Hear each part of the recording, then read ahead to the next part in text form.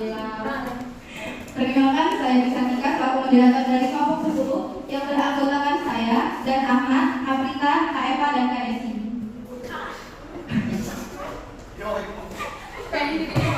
Pada pagi ini kami akan membahas tentang pengertian syirik dan bahayanya komunisme.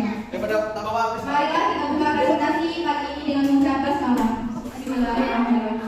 Selanjutnya penyampaian materi yang pertama akan disampaikan oleh saudara Ahmad.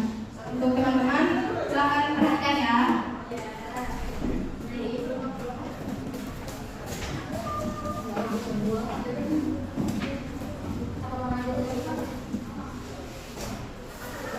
Pengertian syirik. Ada beberapa pengertian dari syirik, antara lain pengertian syirik menurut Ibnu Mansur. Kata syirik berasal dari kata kalimat fi'il madi, yaitu syaraka, yang bermakna begitu bahwa orang misalnya seseorang berkata masyarakat bilang, artinya bahwa dia sederajat dengan Allah Subhanahu wa taala. Diikuti dari dikasih oleh Win kita kasih ini. Menurut kamu bisa baca saja. Pengertian syirik adalah menyekutukan Allah Subhanahu wa taala dengan yang lain. Menurut Muhammad bin Ibrahim bin Abdullah Al-Tuwajiri, pengertian syirik adalah menyekutukan Allah Subhanahu wa taala dengan uluhiyahnya, asma, nama-nama dan sifatnya, atau salah satunya.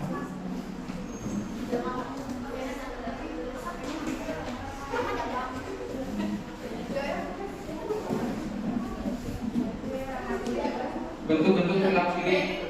Bentuk dan perilaku syirik berbeda-beda dari masalah ke masalah dan disuatu dengan tugas yang lainnya. Kalau kita tengok sejarah, maka akan ditemukan beraneka ragam syirik yang dilakukan oleh beberapa kaum terdahulu. Misalnya bentuk syirik yang dilakukan kaum Nabi Nuh alaihissalam adalah menyembah Wat, Suwa, Yakut, Lamus, dan Nasr. Beberapa contoh tersebut merupakan bukti bahwa perbuatan syirik akan tetap terjadi di tengah-tengah umat manusia dengan beragam macam syirik. Untuk mengetahui ragam syirik, maka berikut ini adalah bentuk-bentuk syirik.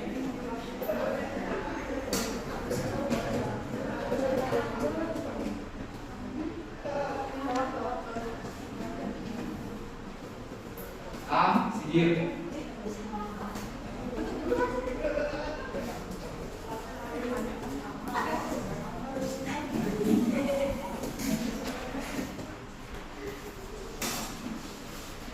Yang kedua, bentuk perilaku syirik. Bentuk dan perilaku syirik berbeda-beda dari masa ke masa dan di suatu tempat menyebabkan yang lainnya.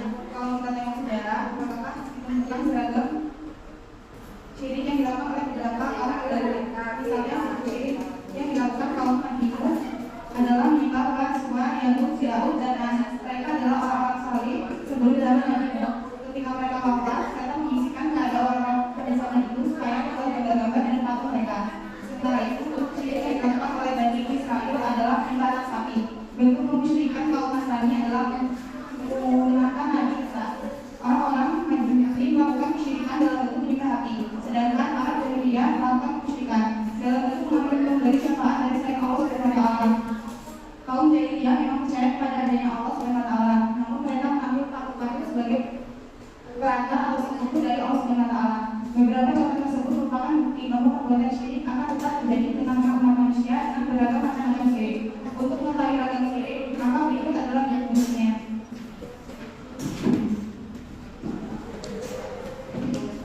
Sihir. Adapun sihir, ia adalah tindakan kufur dan termasuk 7 dosa besar yang membinasakan. Sihir mengakibatkan bahaya dan tidak bermanfaat. Allah Subhanahu wa taala berfirman yang artinya mereka mempelajari sesuatu yang mencelakakan dan tidak memberi manfaat kepada mereka. Quran Surat Al-Baqarah ayat 111. Orang yang memperhatikan sihir dianggap orang kafir. Vonis untuk penyihir adalah dibunuh.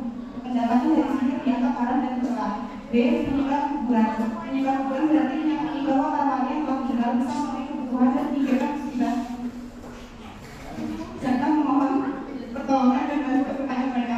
Allah Subhanahu wa taala berfirman artinya, "Berapa Tuhanku telah memerintahkan agar kamu jangan menyembah selain Dia dan selainnya akan dibagikan." Selanjutnya materi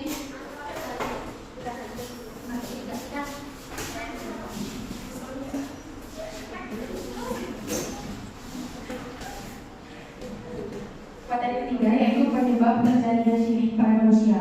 Sebab-sebab kesyirikan sangat banyak dan yang akan disebutkan berikut adalah 3 sebab fundamental atau mendasar yang menjadi sebab munculnya perilaku syirik. Antara lain yang pertama ada dari iman atau lemahnya iman. Seseorang yang imannya lemah cenderung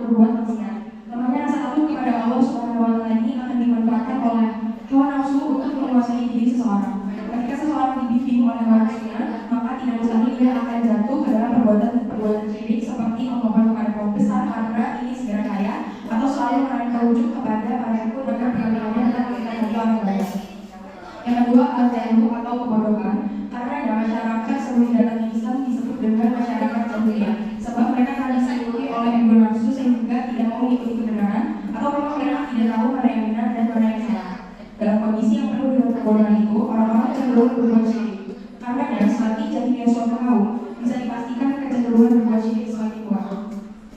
Yang ketiga ada tahlil atau ikut-ikutan secara berbuka. Al-Quran selalu menggambarkan bahwa orang-orang yang menyekutukan Allah SWT selalu memberi alasan mereka melakukan itu karena mengikuti jejak nenek moyang mereka. Sebab di atas kemudian berjawab-jawab seperti halnya yang pertama berlebihan dalam memuja Nabi dan orang-orang soleh.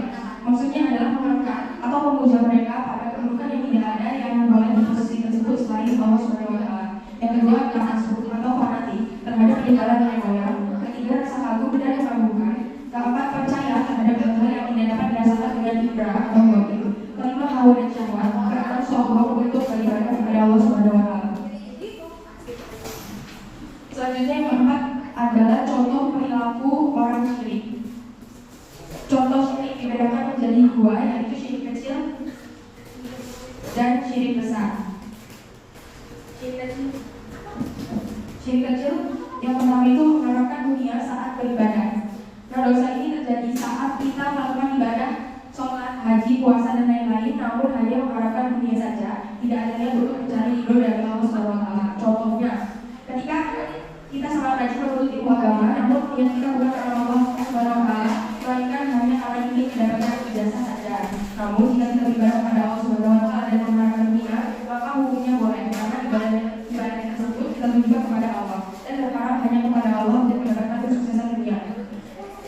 Ciri kecil kedua yaitu ria dalam beribadah. Ria merupakan tindakan pamer atau menampakkan amalan ibadah kita kepada orang lain dengan tujuan mendapatkan pujian. Jika tidak ada orang lain yang melihat, si pelaku ria tersebut akan melaksanakan beribadah bahkan tidak melaksanakannya sama sekali. Namun ketika dihadapkan orang, maka dia akan rajin dalam beribadah.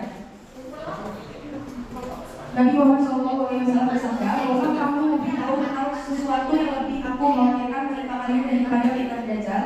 Para sahabat berkata, tentu saja. Rasulullah SAW bersabda, ciri yang tersembunyi yaitu ketika seseorang berdiri mengerjakan sholat, dia berbagus sholatnya karena mengetahui ada orang lain yang memperhatikannya. Ciri kecil yang ketiga yaitu menganggap sesuatu sebagai penyebab kesialan, disebut tahoyur.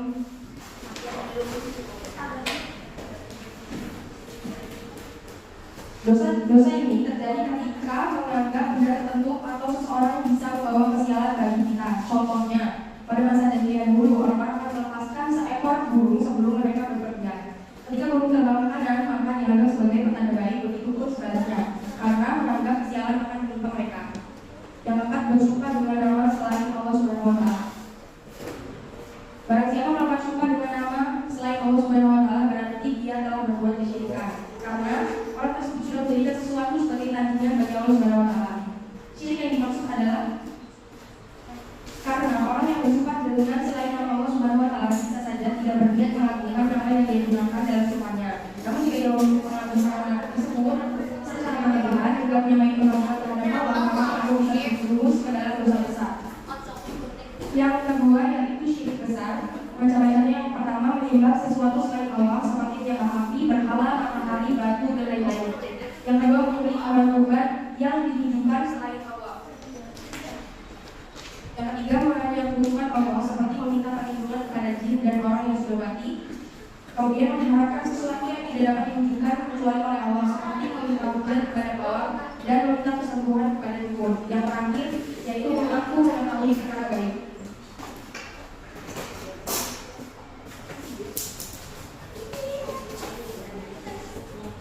Materi kelima adalah dosa syirik.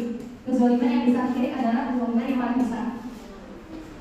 Zalim itu tidak memberikan hak kepada yang berhak. Yang kedua, tidak mendapat ampunan. Syirik adalah dosa yang tidak diampuni Allah SWT. Seseorang yang meninggal dengan membawa suatu dosa, insya Allah masih ada peluang diampuni Allah. Namun orang yang meninggal dalam kondisi syirik, dia tidak akan mendapatkan ampunan Allah SWT. Yang ketiga, dosa paling besar. Banyak dosa-dosa besar dijelaskan pada para ulama bersumber dari Al-Quran dan hadis Nabi. Bahkan Imam Az-Zahabi menulis kitab Al-Kabair yang isinya 70 dosa besar. Nah, di antaranya semua dosa besar itu adalah syirik. Yang keempat adalah kesesatan. Setiap orang yang melakukan dosa besar, sesungguhnya ia sedang tersesat. Setiap orang yang berpaling dari kebenaran, sesungguhnya ia sedang tersesat. Namun yang paling jauh sesatnya adalah orang yang syirik. Nomor 5, dihapuskan amal. Betapa ruginya orang yang berbuat apabila dia berbuat syirik. Yang keenam, mengharamkan surga. Bahaya syirik berikutnya adalah mengharamkan dan itu surga. Seseorang yang mati dengan membawa dosa syirik, ia akan masuk surga. Yang ketujuh, masuk neraka. Jika tidak bisa masuk surga, orang mati tempatnya adalah neraka. Sebab di akhirat nanti yang ada hanya surga dan neraka. Dan yang ke-10 dari orang mati dalam kondisi syirik, ia akan masuk neraka selama-lamanya. Ada bisa.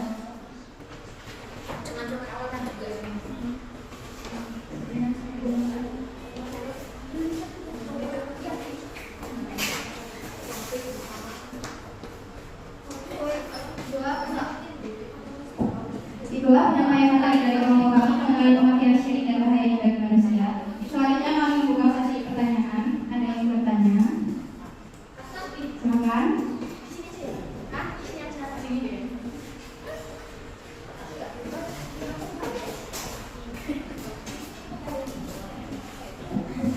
Tanpa salah, tadi kan disebutkan kalau syirik itu ada syirik besar dan syirik kecil. Nah, dimana kalau kita melakukan dosa syirik itu, tapi kita tuh kayak nggak secara sadar gitu, benar-benar mau melakukan syirik. Tapi tuh ada beberapa kebiasaan yang timbul dari budaya gitu ya, yang akhirnya dia syirik gitu. Kayak contohnya seperti pernah nggak sih kalian lewat kuburan ataupun jembatan gitu, terus kalian dipesenin sama orang sekitar atau orang terdahulu untuk mengucap salam, bukan mengucap salam, tetapi malah suruh klakson atau bilang permisi bang, Pak lewat.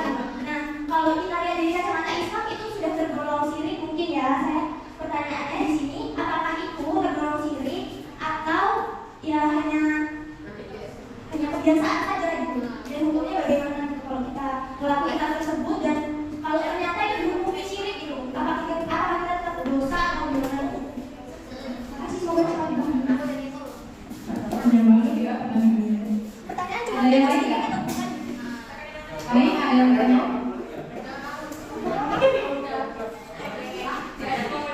Ada lagi nggak?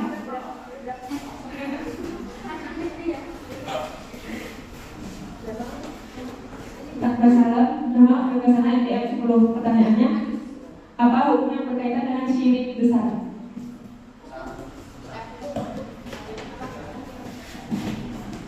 Silakan saya yang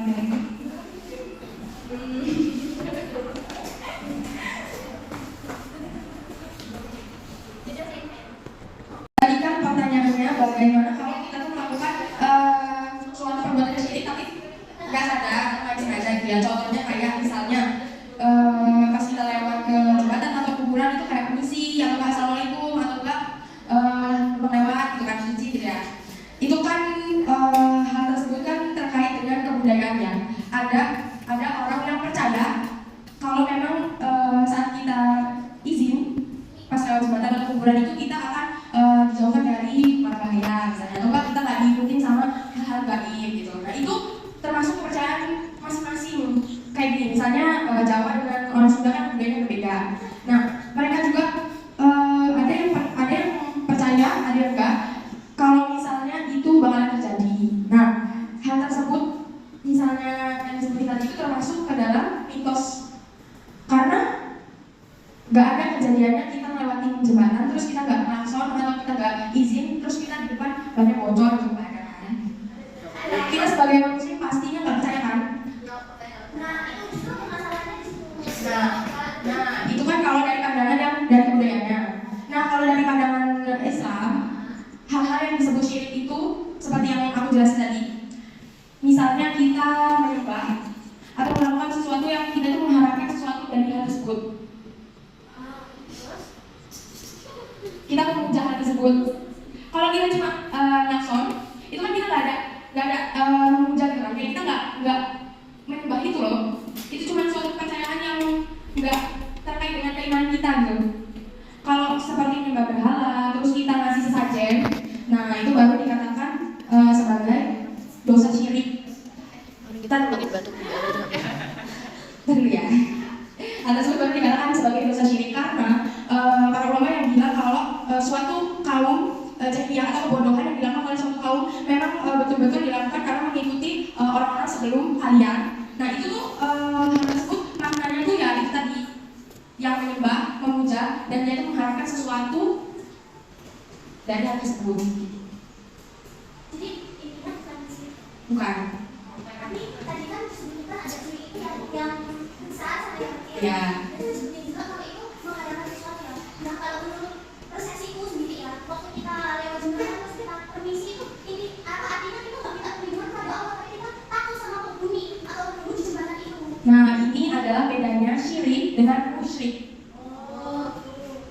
Jadi kalau syirik itu kan kita melakukan yang tadi aku sebutin kan. Kalau musyrik, yaitu salah satunya kita percaya kepada mitos-mitos yang seperti itu gitu.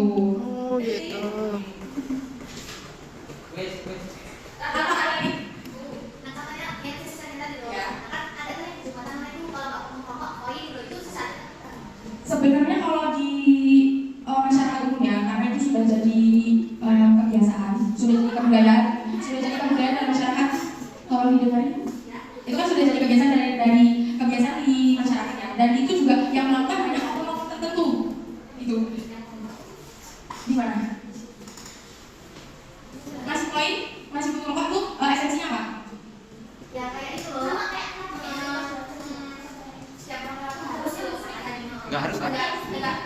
Ya, oke. Kalau misalnya kalian pribadi, kalau misalnya kalian izin atau langsung itu kalian mengharapkannya apa? Ada yang diharapkan atau kalian sekedar lewat karena ya menghormati yang ada di situ gitu? Kalian kalau langsung itu mengharapkannya apa? Beda-beda orang. Nah, ya berarti bagus maksudnya. Jadi gini, kalau misalnya seseorang itu menganggapnya kan karena kita sebagai umat muslim bukan mungkin ya, karena kita percaya bahwa hal gaib itu ada di sekeliling kita gitu. Memang benar adanya. Jadi hal gaib itu memang berdampingan gitu. Jadi kalau kita percaya dengan hal tersebut karena kita menghormati makhluk Allah yang ada di situ. Bukan karena kita mengharapkan, aduh kita biar nanti nggak sial gitu atau bagaimana. Nah itu bisa jadi dosa syirik juga. Karena kan dia harusnya musyrik, percaya gitu sama hal lain seperti itu. Cukup? ya kasih.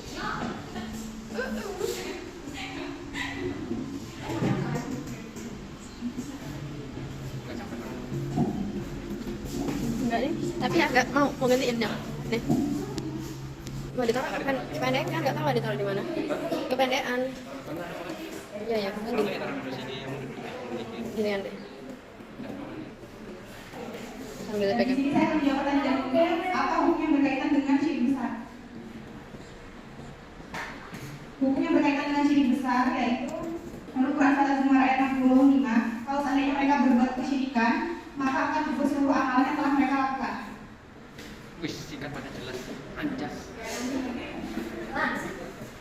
Oh gitu. Ya udah. Itu toh. Kan udah ada hadisnya. Siap.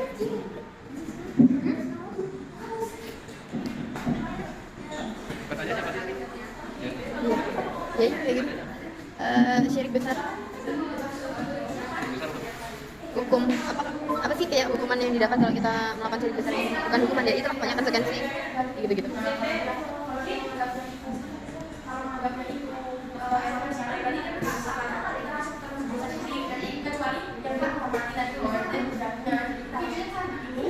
Kelihatan kok. Kelihatan. Udah. Astagfirullahaladzim.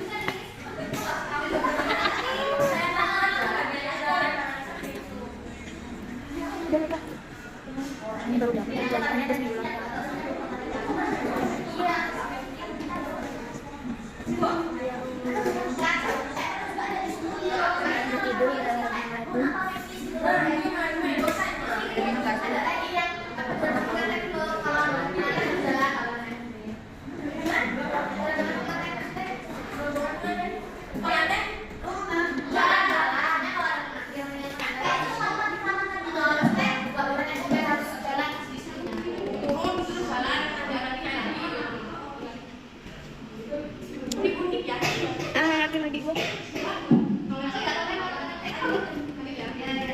Terima kasih yang sudah bertanya. Kesimpulannya adalah syirik merupakan refleksi jiwa, akal, dan fisik dalam menyekutukan Allah yang mungkin dalam bentuk eksternal, yakni demonstratif yang dapat disaksikan oleh orang lain dari internal, yakni yang hanya dirasakan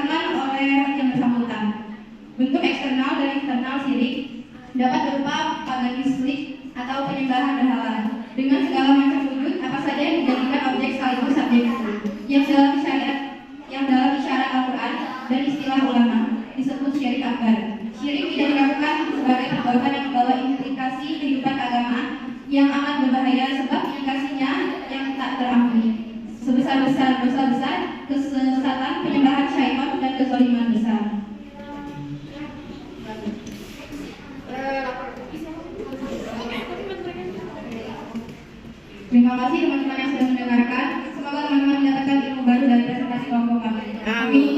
Wassalamualaikum warahmatullahi wabarakatuh. Waalaikumsalam warahmatullahi wabarakatuh. Baik,